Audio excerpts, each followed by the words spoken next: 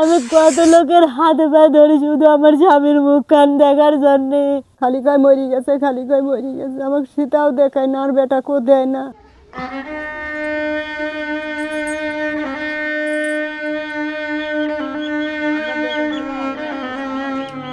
বাড়ির সামনে পায়ের শেকল বেঁধে রাখা হয়েছে ষাটোর্ধ্ব শুকুর আলীকে।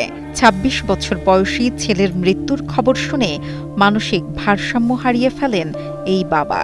শুকুর আলীর করুণ দৃষ্টি দেখলে মনে হবে ছেলে ফিরলেই হয়তো থেমে যাবে তার সব পাগলামি।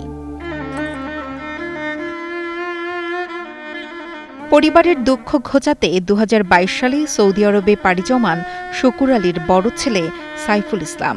এ পাশে বুক ভরা আশা নিয়ে অপেক্ষায় ছিলেন বাবা, মা, স্ত্রী, ছোট সন্তানেরা। কিন্তু সেই স্বপ্ন মাত্র ২৫ দিনের মাথায় রূপ নেয় দুঃস্বপ্নে। সড়ক দুর্ঘটনায় মারা যান ২৬ বছর বয়সী এই তরুণ। সৌদি গেছে আমার বেটা সৌদি নিয়ে যা কি করেছে বেটা আমি জানিনি। খালি কয় মরি গেছে, খালি কয় মরি গেছে, আমাকে সেটাও দেখায় না, আর বেটা কো দেয় না, কিছুই করে না। আমার বেটা ওই বিদেশ যা আসতে না, আমার স্বামী এরম হয়েছে। বেটা যাওয়ার থেনি রাত দিন খালি বেটা বেটা বেটা বেটা করি হয়ে যায় এরম হয়। বেটা কথা কয় না, সাথে মানুষ দিয়ে দেখতে পান না, আর ওই যে পাগল হয়ে গেছে। ছেলের মৃত্যুর খবরে শোকে স্তব্ধ হয়ে যায় পুরো পরিবার। তবে এই খবরটি যেন বজ্রাঘাতের মতো আঘাত হানে শুকুর আলীর মনে।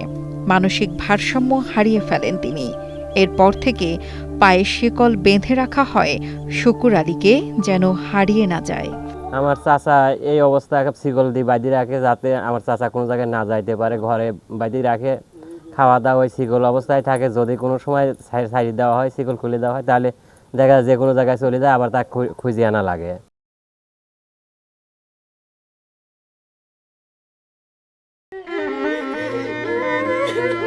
অন্যদিকে সাইফুলের স্ত্রীর দাবি এটা দুর্ঘটনা নয়, একটা পরিকল্পিত হত্যা। দালালের সঙ্গে বনিবনা না হওয়ায় তাকে মেরে ফেলেছে হয়তো। মরদেহ ফেরত চাইলে সাইফুলের পরিবারকে জানানো হয় শর্ত সাপেক্ষে মরদেহ এনে দেব, তবে কোনো অভিযোগ জানানো যাবে না। সকালে উঠে শুনি যে আমার স্বামী রোড অ্যাক্সিডেন্ট করে হাসপাতালে আছে। আমি দড়ি দালালের বাড়ির জায়গা চেক করে পারতে দালালের বাড়ির লোক আমার ঘাড় ধাক্কা দিয়ে বার করে দেয় বাড়ির থেকে, যে সাইফুল নাম লেখুয়েও তোরা আমার বাড়ির পাড়ে আসতে পারবো লেখো। দালাল ফোন দিয়ে কয় যে যদি ৩ লক্ষ টাকা দেয় তাহলে তার রাজ দেব।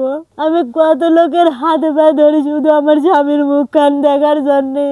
দালালের কাছে কোনো কিছু বলতে গেলে গালাগালি করে, মারধর করে। আমাদের কোনো দাবিই নাই দালালের কাছে যে টাকা পয়সার, আমাদের শুধু দাবি আমার আব্বু চাই। বিচার পেতে মরিয়া পরিবার অভিযোগের পরও থানা থেকে মিল ছিল না সারা। প্রশ্নের মুখে ওসি বললেন বিজ্ঞ আদালতের অনুমতি চেয়ে আবেদন করা হয়েছে, অনুমতি পেলে তদন্ত শুরু করা হবে। এটা আপনার অনেক পুরনো ঘটনা। কিছুদিন আগে তারা একটা জিডি করছে আমাদের থানায়। জিডির পরিপ্রেক্ষিতে আমরা জিডি এন্ট্রি করার পরে আমার যে তদন্তকারী কর্মকর্তা আছে সে বিজ্ঞ আদালতে তদন্তের অনুমতি চেয়ে আবেদন দিছে। তদন্তের অনুমতি পাওয়া গেলে যদি ঘটনার সত্যতা পাওয়া যায় তাহলে বিজ্ঞ আদালতে রিপোর্ট দাখিল করা হবে। আদালতের অনুমতির অপেক্ষায় প্রশাসন, আর ন্যায় বিচারের আশায় প্রহর গুনছে সাইফুলের পরিবার।